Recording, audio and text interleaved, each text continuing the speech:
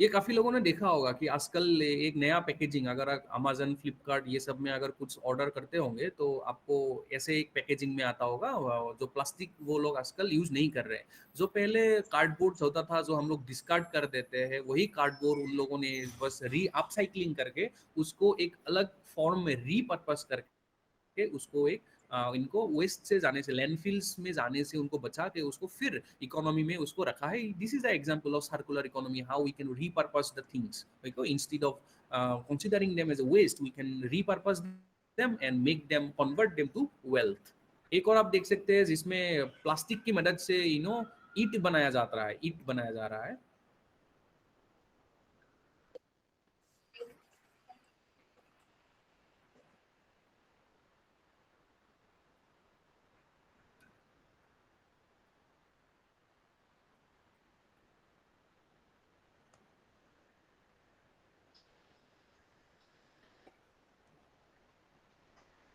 सो अब इधर पे बहुत सारा प्लास्टिक वेस्ट है, तो जिसको यूज करके प्लास्टिक वेस्ट को यूज करके ये लोग पेवर ब्लॉक, जो हम लोग ईट बनाते हैं ना, वो ईट ये लोग बनाते हैं पेवर प्लास्टिक को यूज करके। तो this is called recycling of products. मैं दिखा पाऊँ, हाँ ये देखिए, ये प्लास्टिक का ब्रिक है।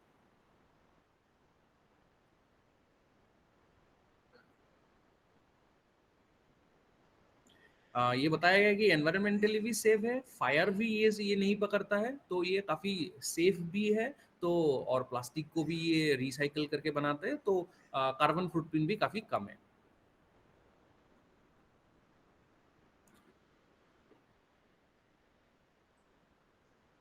और ये सब तो आप लोगों ने देखा होगा, जलकुंभी जिसको बोलते हैं, ये काफ़ी नुकसानदायक है, लेकिन यही जलकुंभी को ये लोग यूज़ करके काफ़ी सारा प्रोडक्ट ये लोग वेस्ट बंगाल में बनाते हैं। ये एक वेस्ट बंगाल का एक कंपनी है, जिसको मैं आप लोगों के समक्ष रखना चाहता हूँ।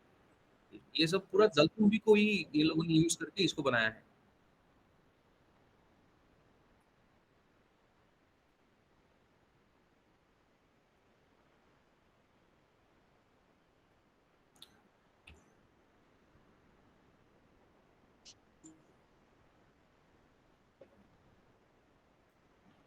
M I audible? Yes yes हाँ गौतम हाँ, प्लीज। ये जो जलकुंभी है जिसको ड्राई करके वो लोग अपने हैंडीक्राफ्ट प्रोडक्ट बनाते हैं। और मैं एक मॉडल के बारे में पहले ही बता चुका हूँ, जैसे कि सेल्फ हेल्प ग्रुप के जरिए हम लोग बना सकते हैं। तो ये वेस्ट बंगाल का ये एक जीता सकता एग्जाम्पल है, जो सेल्फ हेल्प ग्रुप के जरिए इन लोगों ने ये हैंडीक्राफ्ट बनाया है थ्रू यूजिंग द वेस्ट और जलकुंभी जिसको बोलते हैं।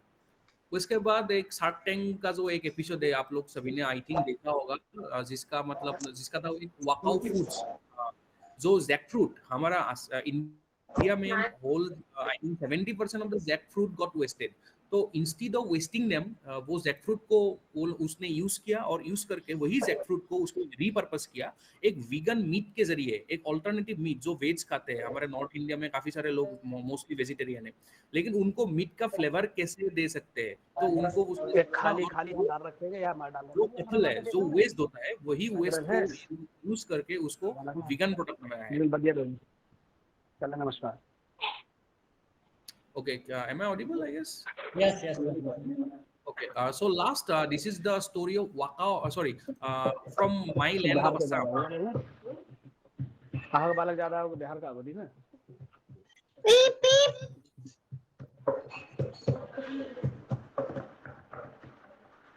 ये जो आप देख रहे हैं, ये है कि एक टी बैग है। हम लोग जो चाय रेलवे में पीते हैं, तो हमको एक टी बैग दिया जाता है। वो जो टी बैग है ना, वो टी बैग प्लास्टिक से बना होता है। तो वो प्लास्टिक हम जब गर्म पानी में डुबा के वो चाय का आनंद लेते हैं, उसी समय हमारे अंदर काफी सारा माइक्रो प्लास्टिक्स हमारे अंदर जाते हैं, which is very much harmful to our health. So ये जो उपमन्यु एक आसाम का ही एक एंटरप्रेन्योर है, जिसने वेस्ट को रिड्यूस करने के लिए एक मॉडल लाया। उसने क्या किया, पूरा जो चाय पत्ती है उसको बैगलेस कर दिया, यानी कि दिस वन। आपको आई थिंक ये दिख रहा है, this is the world's first bagless tea dip. ये आपको चाय पत्ती का एक वो है जिसको आप मैंने चाय में डुबाई है, लेकिन इसमें प्लास्टिक के कोई पैकेजिंग नहीं है। वेस्ट को रिड्यूस किया है, by reducing the waste product, waste material, he is now selling this tea as a through his unique selling proposition. उन्होंने अपना एक यूनिक सेलिंग प्रोपोजिशन बनाया है। वो प्रोपोजिशन को उन्होंने मार्केट किया है। मार्केट में यही बताया गया है कि जो आप प्लास्टिक से टी पीते हैं वो आपके सेहत के लिए हानिकारक है। Let's go for bagless T. तो वेस्ट को रिड्यूस करके उन्होंने एक अपना यूनिक सेलिंग प्रोपोजिशन बनाया है। ठीक है, तो we got a few examples। और लास्ट में आपको कुछ कोर्सेज में बच्चों को बताना चाहता हूँ। कुछ कोर्सेज है जो आप लोग कर सकते हैं जिसमें आपको मदद होगा। स्वयं खुद भी स्वयं का एक कोर्सिंग है। तो काफी सारे कोर्सेज है जो आप कर सकते हैं स्वयं के माध्यम से। आप लोग ये पीपीटी आप लोगों को भेज देंगे। तो ये काफी सारा कोर्सेज है सस्टेनेबिलिटी और बिजनेस डेवलपमेंट के ऊपर, सर्कुलर इकोनॉमी के ऊपर। तो का ये माइक खुला हुआ है, बंद कर दीजिए माइक। ये कोर्सेस आपके लिए काफी महत्वपूर्ण साबित हो सकता है। और जो भी बिजनेस मॉडल्स जानना चाहते हैं, सस्टेनेबिलिटी के बिजनेस मॉडल्स, उनको काफी मदद हो सकता है। ये काफी सारे कोर्सेज है जो फ्री अवेलेबल है। तो thank you from my side that's it. Host I hope धन्यवाद। I would like to thank Dibakaram, Ganesh ji and Rawat ji, who already established the topic for me, so it reduces my मेरा कष्ट उन लोगों ने कम कर दिया। तो उनको बहुत बहुत आभार मैं प्रकट करता हूँ। और गवर्नमेंट डिग्री कॉलेज पबाऊ को मेरी तरफ से आभार कि उन्होंने ये मौका दिया मेरे को प्रेजेंट करने के लिए। दीपक भाई मेरे को उन्होंने ये मौका दिया, उनको भी मेरी तरफ से बहुत बहुत संबोधन में महत्वपूर्ण बातें बताई, जिसमें आपने कहा कि प्रत्येक वर्ष 2 बिलियन वेस्ट पैदा हो रहा है। 30 से 35 साल 70% कचरे से भर जाएगा, जिसके बारे में आपने बताया। कचरा क्यों बढ़ रहा है, जिससे इसके बारे में भी आपने अपनी पीपीटी के माध्यम से बताया। कचरे का बेनिफिट के बारे में बताया, लीनियर इकोनॉमी के बारे में बताया, सर्कुलर इकोनॉमी के बारे में बताया, कैसे हम इसका जो है यूज कर सकते हैं। वाकई लीनियर इकोनॉमी गोस्वामी जी और सर्कुलर इकोनॉमी के बारे में मैंने पहली बार सुना, तो इसके लिए भी जो है हम आभारी हैं आपके। बिजनेस मॉडल हम इसमें कैसे तैयार किया जाता है, रिसाइकलिंग के बारे में आपने बताया, अब साइकिलिंग के बारे में आपने इसमें बताया, ग्रीन बिजनेस के बारे में आपने अपनी पीपीटी के बारे में बताया, सस्टेनेबल डेवलपमेंट कैसे किया जाएगा इसके बारे में आपने बताया। वेस्ट इज नॉट एंड, और दूसरी बहुत इंपॉर्टेंट चीज आपने इसमें भी कही, waste is not end of a product of life, it's a beginning, और ये शुरुआत है। इसके बारे में भी आपने बहुत बेहतरीन बात बताई, हमें सबको बताई। और बहुत ही बेहतरीन बात आपने बताई कि सबसे पहले समाज में जागरूकता के बारे में लाना होगा, कि हमें सभी लोगों को जागरूक करना होगा कि कैसे हम जो है इस कचरे का प्रबंधन कर सकते हैं। गोस्वामी जी, हिंदी समझ में आ रही होगी ना आपके, तो कैसे हम इसका प्रबंधन कर सकते हैं, इसके बारे में आपने बताया। वीडियो के माध्यम से भी आपने बहुत अच्छे से हमारे सभी पार्टिसिपेंट्स को, हमारे मुख्य वक्ताओं को हमारे समक्ष रखा, जिसमें आपने कानपुर के एक 13 टन फूलों का कचरे का मैनेजमेंट कैसे कर सकते हैं, और जो नदी में जो 13 टन फूलों का जो कचरा नदी में बह रहा था उसका प्रबंधन के बारे में महत्वपूर्ण बहुत बेहतरीन ढंग से आपने अपने पीपीटी में बताया, कैसे उससे उन 13 टन फूलों से हम अपना कचरे का प्रबंधन कर सकते हैं और बिजनेस कर सकते हैं, व्यापार में कर सकते हैं, और इन्वायरमेंट को बचा सकते हैं, गंगा को स्वच्छ रख सकते हैं, और आसपास के इन्वायरमेंट को भी स्वच्छ रख सकते हैं। कार्डबोर्ड के माध्यम से आपने अपसाइक्लिंग के बारे में बताया, प्लास्टिक से कैसे यूज कराई जाती है इसके बारे में आपने बताया, और बहुत ही सुंदर आपने अपने संबोधन में रखा। और बहुत बहुत धन्यवाद आपका इस वेबिनार में जुड़ने के लिए। मानस जी, आपने अपना महत्वपूर्ण समय हमें इस वेबिनार को सफल बनाने में दिया, और अपने संबोधन से हमारे सभी प्रतिभागियों को, हमारे सभी महानुभावों को, वक्ताओं को परिचित कराया। बहुत समझने को, सीखने को हमें आज मिला, और बहुत ही धन्य है हम आपके इस संबोधन से, जिससे कि हमारे इस नेशनल वेबिनार को बनाने में अहम भूमिका निभाई, और इसे बनाने में आपने दिव्य और भव्य बनाने में कोई कमी नहीं रखी। और आगे मैं आपका सभी महाविद्यालय परिवार की तरफ से आपका बहुत बहुत धन्यवाद, अभिनंदन, आभार व्यक्त करता हूँ। धन्यवाद गोस्वामी जी आपका। और मैं इस कार्यक्रम को आगे बढ़ाते हुए अपने महाविद्यालय के प्राचार्य जी से अनुरोध करना चाहूँगा कि आज उन्हीं के निर्देशन में, उन्हीं के विचार से, उन्हीं के निर्देशन में ये कार्यक्रम किए जा रहे हैं, जिसको हम जो है नेशनल लेवल पर हो, चाहे इंटरनेशनल लेवल पे हो, चाहे स्टेट लेवल पे हो, इनके निर्देशन में, इनके आइडिया से ही हम इस कार्यक्रम को सफल करते हैं। और आप मैं उन्हीं के आमंत्रण करना चाहूँगा इस नेशनल वेबिनार में कि आज के इस टॉपिक पे हमें जो आप संबोधन करने का कष्ट करेंगे। मैं अपने प्रिंसिपल सर से आग्रह करूँगा, प्लीज़ वेलकम, आप अपने संबोधन करने का कष्ट करेंगे। प्राचार्य सर, प्लीज़ सर। धन्यवाद। आवाज आ रही है? Yes sir, order please. अच्छा, ठीक। आज के इस वेबिनार में अपने ज्ञान से, अपने अनुभव से, अपने विचारों से, अपने अनुसंधान से अभिसिंचित करने वाले डॉक्टर राजपाल सिंह रावत जी, जो government degree college Narendra Nagar में वाणिज्य विभाग में हैं, डॉक्टर दिवाकर बुद्धा जी,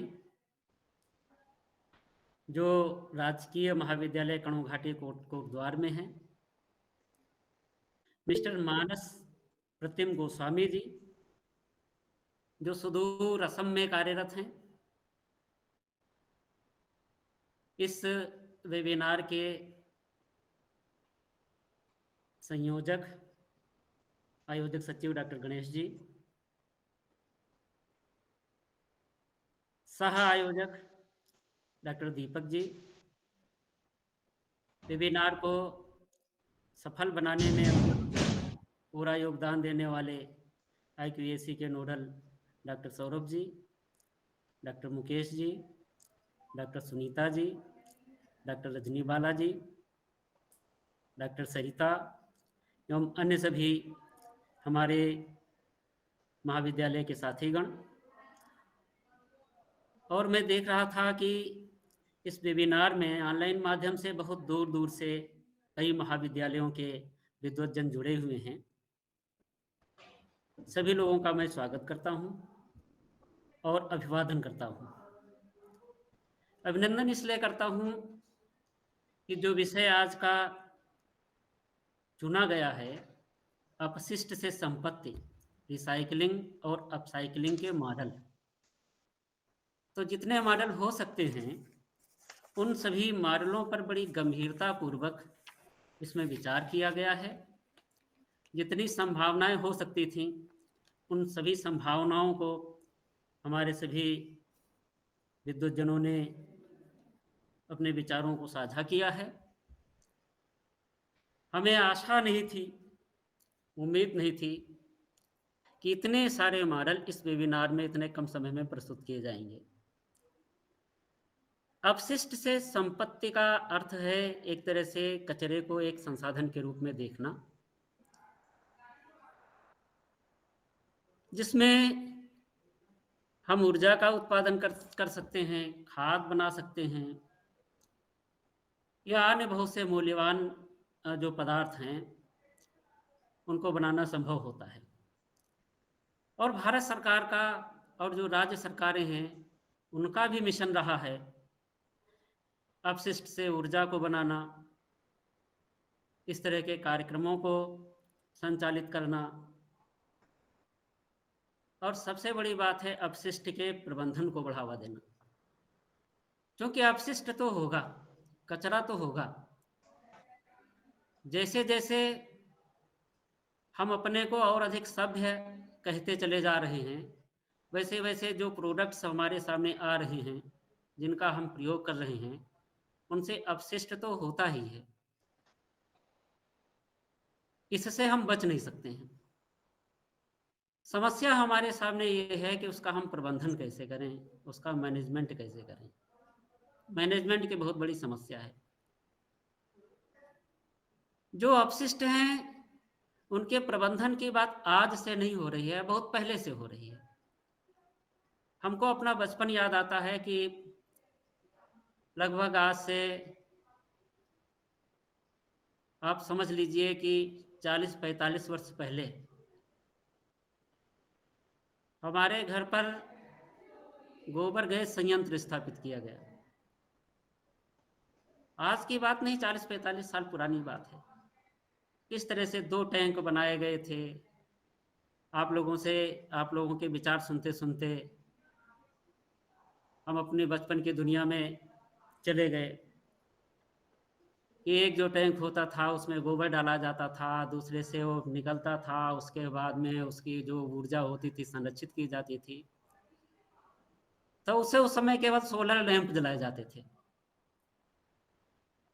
गांव के पास में एक शुगर मिल थी, तो शुगर मिल से जो बाई प्रोडक्ट होता है उसकी भी चर्चा आप लोगों ने की, बहुत अच्छे ढंग से की। तो शुगर मिल से एक पदार्थ जो अपशिष्ट है वो निकलता था, जैसे गन्ने की जो पेराई होती थी तो उसकी खोई निकलती थी और वहां सब इकट्ठा हो जाती थी। तो जो किसान होते थे जा करके वहां से ट्राली में अपनी लेकर के आते थे और खेतों में खाद के रूप में प्रयुक्त करते थे।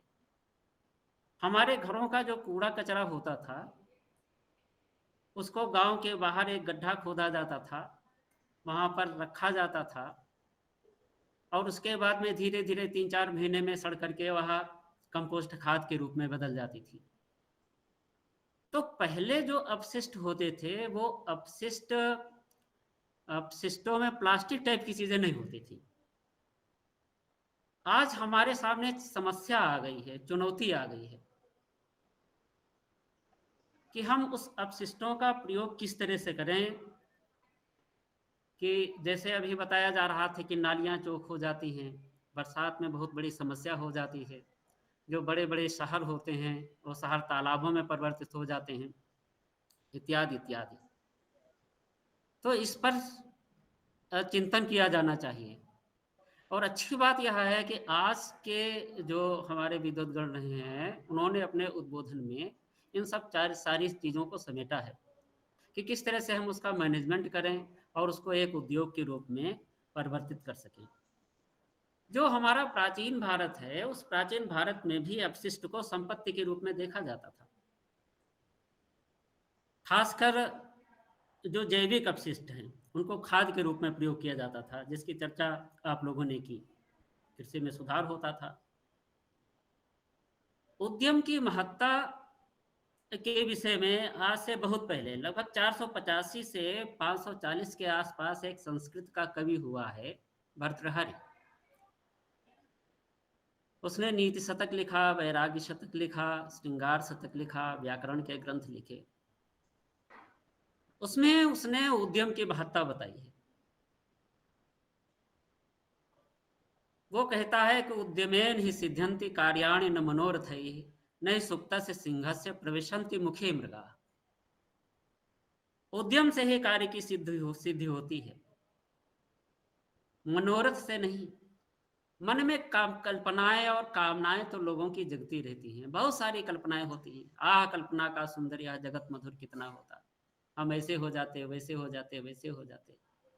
लेकिन उन कल्पनाओं को सार्थक करने के लिए उद्यम करना पड़ता है, परिश्रम करना पड़ता है।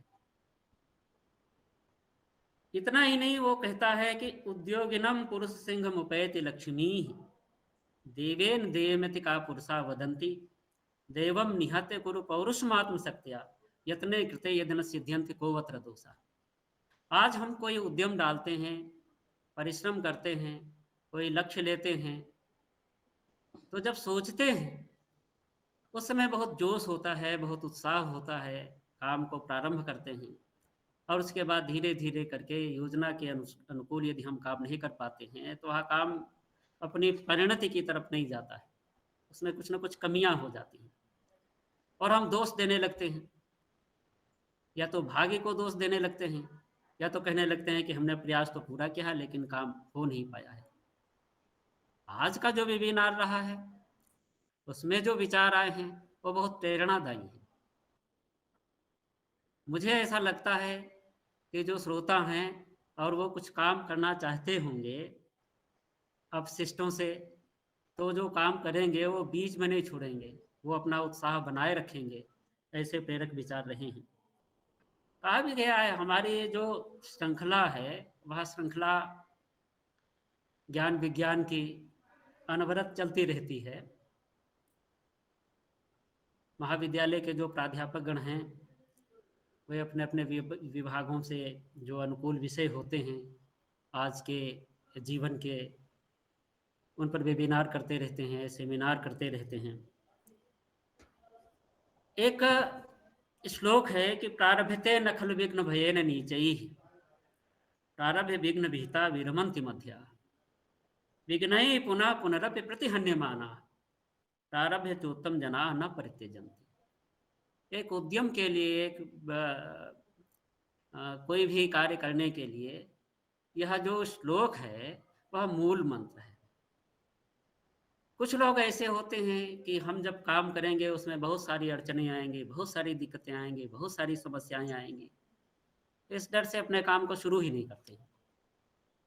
और कुछ लोग ऐसे होते हैं जो शुरू तो कर देते हैं लेकिन बीच में ही छोड़ देते हैं। कोई दिक्कत आती है, कोई समस्या आती है, छोड़ देते हैं।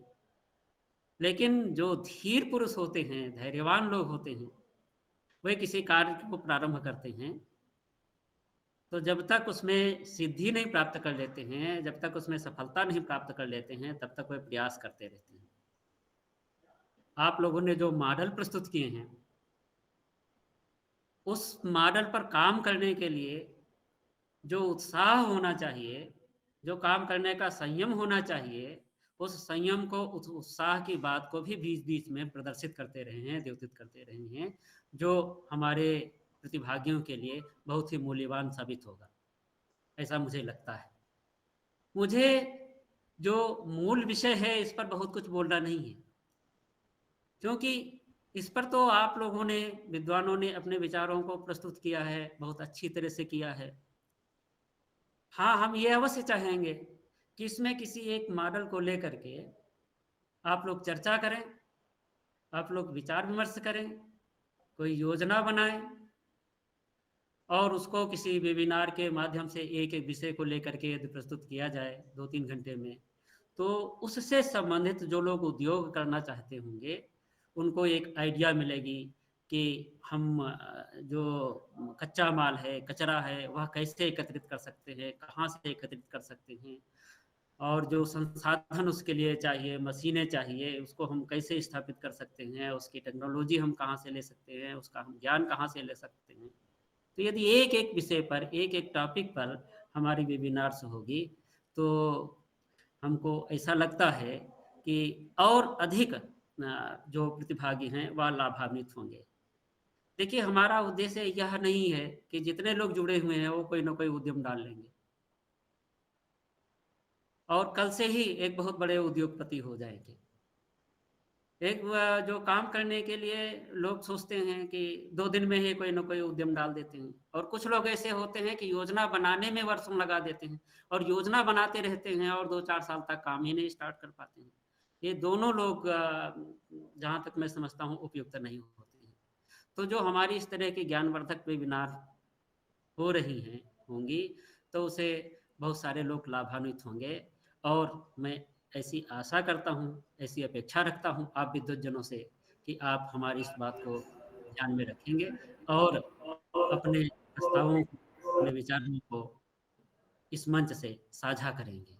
आप सब लोग जुड़े, अपने विचारों से सबको प्रेरित किया, इसके लिए हम सब लोगों का धन्यवाद ज्ञापित करते हैं। बहुत बहुत धन्यवाद।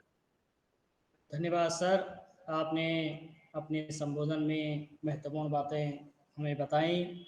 अपने संबोधन में कहा संसाधन, कचरे को संसाधन के रूप में हमें देखते हैं। भारत सरकार और राज्य सरकार भी इसके लिए बहुत गंभीर है। कचरा प्रबंधन हम कैसे करें, इसका प्रबंधन बहुत पहले से किया जा रहा है। वास्तव में सर ने बहुत बेहतरीन बात बताई। ये मुझे भी याद आ रहा है कि जब हम अपने गोबर को गांव में, जब गाय होती थी, हमारे जो जानवर होते थे, उनके खाद को हम दूर अपने खेतों में ले जाते थे, खेतों में उसकी खाद बनती थी, खाद से ही वहाँ पे अपने फसलों में उसको हम यूज़ करते थे, तो उसका मैनेजमेंट भी अच्छे से होता था गोबर से। लेकिन आज इससे बहुत बड़ी हमारे सामने चुनौती है। गोबर से ऊर्जा कैसे बना जाती है, इसके बारे में आपने अपने संबोधन में रखा। गांव का कचरा एक गांव से दूर गड्ढे में हम रखा जाता था, उसके बाद उसकी खाद बन जाती है। इसके बारे में आपने हमारे दर्शकों को, हमारे श्रोताओं को, हमारे मुख्य वक्ताओं के समक्ष रखा। उद्यमिता के बारे में आपने इसके महत्व के बारे में बताया कि उद्यम के कैसे हमें इस कार्य की सिद्धि मिलती है, कैसे हम इसको सफल बना सकते हैं। और एक हमारे सामने हम सभी जो हमारे वक्ता हैं, हम लोग हैं, जो हमारे इस एकेडमिक फील्ड के लोग हैं, इस टॉपिक पे लेकर चर्चा करें, कैसे एक आइडिया उन लोगों को मिल सके ताकि कैसे इसको हम अवसर में बदल सकते हैं। तो बहुत बहुत धन्यवाद सर आपका इस वेबिनार को आपके निर्देशन में, आपके ऊर्जावान और आपके विचार से ये सफलता की ओर आगे बढ़ रहा है। अगेन आपका भी हम सभी बहुत धन्यवाद करते हैं, आभार प्रकट करते हैं। और मैं अंत में अपने महाविद्यालय के प्रोफेसर डॉक्टर सौरभ सिंह जी से अनुरोध करना चाहूँगा, आग्रह करना चाहूँगा कि आज के इस वेबिनार के अंतिम पड़ाव में हमारे सभी वक्ताओं का, सभी श्रोताओं का, सभी प्रतिभागियों का, सभी प्राध्यापकों का, सभी छात्र छात्राओं का धन्यवाद ज्ञापन करने का करेंगे। डॉक्टर सौरभ सिंह जी, आप एजुकेशन डिपार्टमेंट में जो है असिस्टेंट प्रोफेसर के पद पर तैनात हैं और विगत 4 वर्षों से इस महाविद्यालय में सेवा दे रहे हैं। तो सभी का धन्यवाद ज्ञापन आप करने का कष्ट करेंगे। Doctor Saurabh Singh ji, assistant professor, department of education. और सबसे महत्वपूर्ण बात, ये कार्यक्रम IQAC और कॉमर्स डिपार्टमेंट की संयुक्त संयोजन से सफल होने जा रहा है।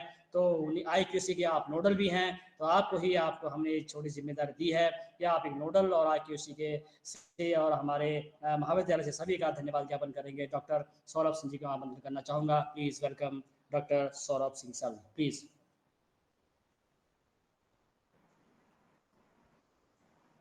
धन्यवाद सर। आज के इस राष्ट्रीय वेबिनार के सफल आयोजन उपरांत धन्यवाद ज्ञापन का दायित्व कॉमर्स विभाग के विभागाध्यक्ष डॉक्टर गणेश चंद्र सर द्वारा यह दायित्व मुझे सौंपा गया है। और पहले तो सर को ही धन्यवाद कि आपने इस कार्यक्रम को आयोजित किया और धन्यवाद ज्ञापन के लिए आपने मुझे आमंत्रित किया, इसलिए सर आपको बहुत बहुत धन्यवाद। धन्यवाद ज्ञापन के अधिक्रमता के क्रम में हम अपने प्रथम वक्ता डॉक्टर राजपाल सिंह रावत, विभागाध्यक्ष commerce, GTC Narendra Nagar. Sir, मैं आपको बहुत बहुत धन्यवाद ज्ञापित करता हूं कि आपने हमारे प्रतिभागियों और हम सभी का आपने जो है मार्गदर्शन किया और आपने व्यस्ततम समय में से कुछ समय निकालकर हम लोगों के साथ अपने विचार साझा किए। इसके लिए महाविद्यालय परिवार आपको धन्यवाद देता है, क्योंकि हम सभी लोग जानते हैं कि संपूर्ण उत्तराखंड के राजकीय विद्यालयों में अभी छात्र संघ के चुनाव संचालित हो रहे हैं, तो सभी के पास कोई ना कोई टास्क है, कोई ना कोई व्यस्तता है, लेकिन फिर भी सर आपने हमारा आमंत्रण स्वीकार किया। इसके लिए मैं और हमारा महाविद्यालय परिवार आपको धन्यवाद ज्ञापित करता है और आगे भी हम आपसे सेवाएं ऐसे ही प्राप्त करते रहेंगे। तो उम्मीद करते हैं सर कि आगे भी आपका मार्गदर्शन हम लोगों को ऐसे ही मिले। साथ ही मैं दूसरे क्रम में हमारे द्वितीय वक्ता डॉक्टर दिवाकर बुद्धा सर, विभागाध्यक्ष कॉमर्स, GDC कर्णघाटी कोटद्वार, महाविद्यालय परिवार की ओर से मैं आपको धन्यवाद देता हूं कि आपने अपने विचार हम लोगों के साथ साझा किए और आपके जो विचार थे वो एक तरीके से हम कह सकते हैं कि अनुसंधानों पर आधारित थे कि किस रिसर्च में जो है क्या आया, क्या उसकी फाइंडिंग आई, और उस फाइंडिंग को जोड़ते हुए आपने इस जो है टॉपिक से हम लोगों को अपने विचारों से जो है विचारों को साझा किया। इसके लिए मैं स्वयं भी हमारा ज्ञानवर्धन हुआ और हमारे साथ साथ हमारे जो प्रतिभागी हैं उन सारे प्रतिभागियों का आपने ज्ञानवर्धन किया, मार्गदर्शन किया। इसके लिए जो है महाविद्यालय परिवार आपको धन्यवाद देता है। और महाविद्यालय परिवार और ये कहिए कि उत्तराखंड की तरफ से मैं आपको विशेष धन्यवाद देता हूं कि आपने उत्तराखंड में जो भी प्रोफेसर्स हैं उनको अभी तक हमारे पास कोई संघ जो है स्थापित नहीं हो पाया था, लेकिन आपने अपने अथक प्रयास से सभी प्रोफेसर्स को एक मंच पर लाने का जो एक बहुत बड़ा काम कर रहे हैं, इसके लिए महाविद्यालय परिवार की ओर से मैं आपको धन्यवाद देता हूं। और आपकी लोकप्रियता इस बात से अंदाजा लगाया जा सकता है कि निर्वाचित जो अभी निर्माणाधीन हमारा संघ है उस संघ के आप जो है मनोनीत अध्यक्ष भी हैं और इसमें हमारे जो सारे यहाँ के प्रोफेसर्स हैं या उत्तराखंड के ज़्यादा से ज़्यादा जो प्रोफेसर्स हैं आपको जो है मन से अपना अध्यक्ष स्वीकार करते हैं और इस उम्मीद से स्वीकार करते हैं कि आप जो है वो जो संघ बन रहा है उस संघ को आप अंतिम पड़ाव तक लेके जाएंगे। और हम लोगों को कहीं ना कहीं जब हमारा संघ होता है, एकजुटता होती है, तो हमको कहीं ना कहीं एक समर्थन मिलता है, सहयोग मिलता है किसी भी, चाहे वो एकेडमिक हम टास्क परफॉर्म करते हैं या कोई भी टास्क परफॉर्म करते हैं। तो सर आपको विशेष रूप से धन्यवाद है कि आप जो कार्य जो है हम लोगों के लिए आप कर रहे हैं उसमें तन्मयता से आप जो है आगे कार्य बढ़ाइए। हम लोग आपके साथ हैं और आशा और उम्मीद करते हैं कि फिर शैक्षणिक मंचों पर आपसे मुलाकात होगी और संघ के निर्माण में आपका विशेष योगदान सर जो चल रहा है इसके लिए महाविद्यालय परिवार आपका धन्यवाद ज्ञापित करता है सर। धन्यवाद। वक्ता के क्रम में हम अपने तृतीय वक्ता Manas Goswami ji, assistant professor banking, CKB commerce college Jorhat Assam, आपको मैं महाविद्यालय परिवार की ओर से धन्यवाद देता हूं और साथ ही साथ आपको धन्यवाद के पात्र आप इसलिए भी हैं क्योंकि हमारे कार्यक्रम को राष्ट्रीय बनाने में आपका बहुत बड़ा योगदान है। क्योंकि हमारा जो ये प्रोग्राम है क्षेत्रीय हो जाता, प्रादेशिक हो जाता अगर आपका हमको सानिध्य ना मिलता या सहयोग ना मिलता। लेकिन आपने जैसा कि सर ने बताया, डॉक्टर दीपक सर ने बताया कि भाई बहुत शार्ट नोटिस पे आपने जो है महाविद्यालय का आमंत्रण स्वीकार किया, तो इसके लिए महाविद्यालय परिवार और मैं स्वयं आपको जो है आभार व्यक्त करता हूं और आशा और उम्मीद करते हैं कि आगे भी आप इस तरीके से हमको जो है सहयोग आपसे प्राप्त होता रहेगा। अंत में आगे के क्रम में हम देखते हैं कि हमारे महाविद्यालय के सिरमौर ऊर्जावान प्राचार्य प्रोफेसर सत्यप्रकाश शर्मा सर, जिनके मार्गदर्शन में यह संपूर्ण कार्यक्रम आयोजित हो रहा है। आपके मार्गदर्शन के बिना यह कार्यक्रम जो है शुरुआत से जो है अंत की पड़ाव की तरफ या उपयोगिता के चरम पर नहीं पहुंच सकता था। हमें हमारे महाविद्यालय परिवार को समय समय पर आपके द्वारा जो मार्गदर्शन मिलता है, जो सहयोग मिलता है और स्वतंत्र रूप से जो कार्य करने की जो प्रेरणा मिलती है, वो इस कारण ही हम लोग ये कार्यक्रम जो है कर पाते हैं। और आपके ही मार्गदर्शन में हम लगातार, चाहे वो राष्ट्रीय वेबिनार हो, चाहे वो राष्ट्रीय सेमिनार हो, अभी हमने 8 अक्टूबर को राष्ट्रीय सेमिनार भी IKS पे कराया था। तो सर आपके निर्देशन में, आपके मार्गदर्शन में महाविद्यालय का जो एटमॉस्फेयर है वो शैक्षणिक वास्तव में बन पाया है। इसके लिए महाविद्यालय की तरफ से मैं आपको धन्यवाद देता हूं सर। और अंत में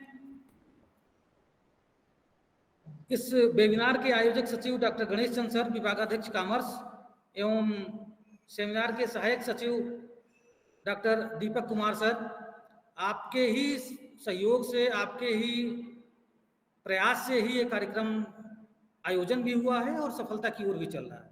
आपकी जो अपने कार्य के प्रति जो कर्तव्य निष्ठा है वो महाविद्यालय परिवार उसके लिए आपको धन्यवाद देता है कि आपने बहुत छोटे समय में भी आपने इस कार्यक्रम को बड़ा बेहतर किया और बड़ा आगे भी आप इस तरीके से कार्यक्रम आयोजित करते रहे और जो भी कॉलेज के प्रोग्राम होते हैं आपका सहयोग जो है निरंतर मिलता रहता है।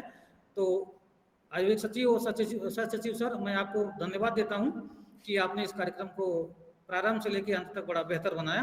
धन्यवाद सर। और वर्चुअल माध्यम से हमारे जुड़े हुए प्रतिभागी जो प्रारंभ से और अभी तक बने हुए हैं, हमारे महाविद्यालय के प्रोफेसर्स और अन्य कॉलेजों के प्रोफेसर्स जो वर्चुअल माध्यम से जुड़े हुए हैं, हमारे छात्र छात्राएं, आप सभी को मैं इस प्रोग्राम में जुड़ने के लिए हार्दिक आभार व्यक्त करता हूं, हार्दिक धन्यवाद व्यक्त करता हूं और इसी आशा और उम्मीद के साथ जो है अपने वाणी को भी विराम देता हूं कि आगे फिर किसी शैक्षणिक मंच पे हमारी आपकी मुलाकात होगी।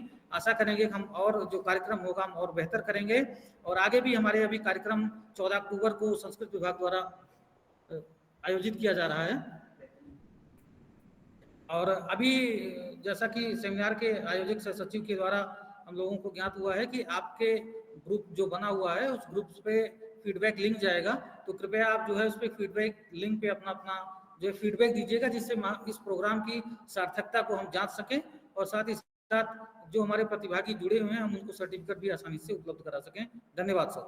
धन्यवाद।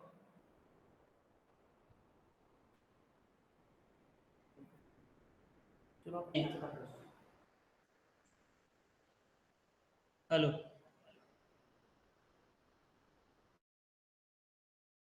धन्यवाद सर, आपने धन्यवाद ज्ञापन में सभी का धन्यवाद किया और एक बार पुनः मैं अपने महाविद्यालय के प्राचार्य और अपने सभी प्राध्यापकों का बहुत धन्यवाद करता हूं, कर्मचारियों का, और विशेष रूप से दीपक जी का भी आपने विशेष सहयोग दिया इस कार्यक्रम को सफल बनाने में, भव्य और दिव्य बनाने में जितनी हमारी ऊर्जा हो सकती है उसमें लगाया और इसके लिए भी हम आपके आभारी हैं। धन्यवाद आप सभी का बहुत बहुत। आज के इस नेशनल वेबिनार में सभी श्रोताओं का, सभी प्रतिभागियों का मैं आभार व्यक्त करता हूं, धन्यवाद करता हूं कि आपने इस वेबिनार को दिव्य और भव्य बनाने में महत्वपूर्ण योगदान दिया। बहुत बहुत धन्यवाद। नमस्कार। जय हिंद, जय भारत, जय Uttarakhand. Thank you so much to all. Thank you. नमस्कार।